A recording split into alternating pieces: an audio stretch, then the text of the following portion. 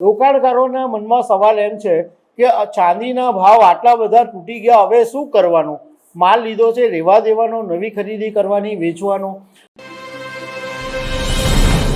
ચાંદીની તેજીએ ઘણા બધા લોકોને ખુશાલ બી કરી દીધા, પરંતુ ચાંદીમાં એ પછી જે પ્રમાણે કડાકો બોલી ગયો એ પ્રમાણે ઘણા બધાને રડાવી પણ દીધા છે. હવે રોકાણકારોના મનમાં સવાલ એમ છે કે ચાંદીના ભાવ આટલા બધા તૂટી ગયા, હવે શું કરવાનું? માલ લીધો છે, રહેવા દેવાનો, નવી ખરીદી કરવાની, વેચવાનો? તો આના વિશે અમે બુલિયન મર્ચન્ટોની સાથે વાત કરીને થોડીક માહિતી મેળવી છે, તો એના વિશે હું તમારી સાથે વાત કરીશ. મારું નામ રાજેશ શાહ છે અને તમે જોઈ રહ્યા છો ગુજરાતના સૌથી મોટા ડિજિટલ પ્લેટફોર્મ ખબરછે.com.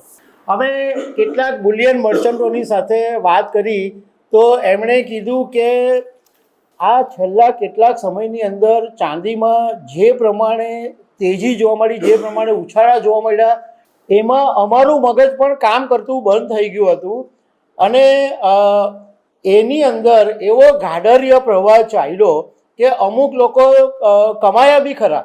જે લોકો 1 લાખે પડ્યા, 1.5 લાખે પડ્યા, 2 લાખે ચાંદીના ભાવમાં પડ્યા, 3 લાખમાં પડ્યા, એ બી કમાયા. પરંતુ ઘણા બધા લોકો જ્યારે ચાંદીનો ભાવ 1 કિલોએ 4 લાખ ઉપર પહોંચ્યો એમાં બી પડ્યા. એક બુલિયન મર્ચન્ટે અમને કીધું કે અમારી પાસે લોકો ચાંદી ખરીદવા માટે આવતા હતા હમણાં 3.5-4 લાખ રૂપિયાના ભાવે.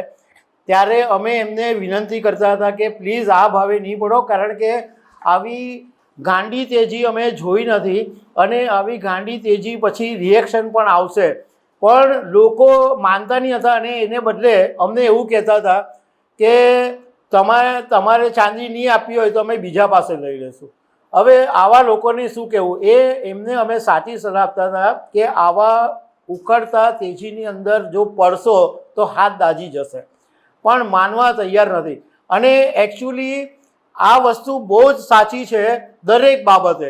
શેર બજારમાં પણ એવું જ હોય છે કે તેજીના ટાઈમે લોકો કોઈ વાત તમારી માની નહીં. તેજીના ટાઈમે ગાડરિયા પ્રવાહમાં ચાલુ ટ્રેનમાં ચડી જ જાય અને ગમે એટલો ઊંચો ભાવ હોય કંઈ નહીં જોઈએ.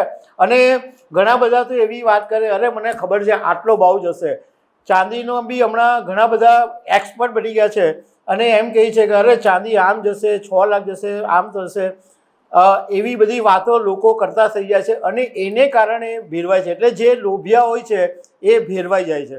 હવે આની અંદર હમણાં ચાંદીમાં એવી હાલત છે કે ઇન્ટરનેશનલ લેવલ અને MCX મલ્ટી કોમોડિટી એક્સચેન્જ બંનેની અંદર ડાઉન સર્કિટ લાગી ગઈ છે, કારણ કે 35% જેટલો ચાંદીનો ભાવ ડાઉન થઈ ગયો છે. ઇન્ટરનેશનલ લેવલે ચાંદી $118 પર પહોંચી ગઈ હતી, એ સીધી $74 પર આવી ગઈ છે. મતલબમાં $74 ચાંદીના ભાવમાં તૂટી ગયા છે. ગઈકાલે રાત્રે ઇન્ટરનેશનલ લેવલે માત્ર 1 સેકન્ડ માટે બજાર ખુલ્યું અને બંધ કરી દેવું પડ્યું, કારણ કે ડાઉન સર્કિટ લાગી ગઈ. એટલો મોટો જબરજસ્ત કડાકો છે. હવે અમે બુલિયનના વેપારીઓને પૂછ્યું કે હવે આ ભાવ આટલો બધો તૂટી ગયો છે તો રોકાણકારોને મૂંઝવણ છે કે હવે કરવું શું?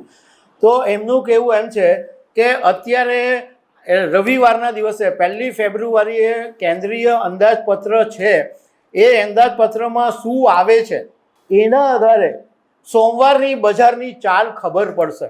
પણ સોમવારના વહેલી સવારે 4:30 વાગે ઇન્ટરનેશનલ માર્કેટ શરૂ થશે ત્યારે જ ખબર પડી જશે કે બજાર શું રિએક્ટ કર્યું છે.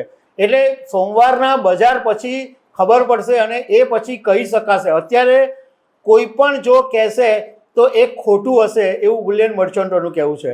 એટલે સોમવાર સુધી દરેક જણાએ વેઇટ એન્ડ વોચ કરવું પડશે. બીજું કે અત્યારે જ્વેલરી પર 6%ની ઇમ્પોર્ટ ડ્યુટી છે, તો એમાં વધારો ઘટાડો થવાની શક્યતા છે એવું કેટલાક બુલિયન મર્ચન્ટો પાસેથી જાણવા મળ્યું છે.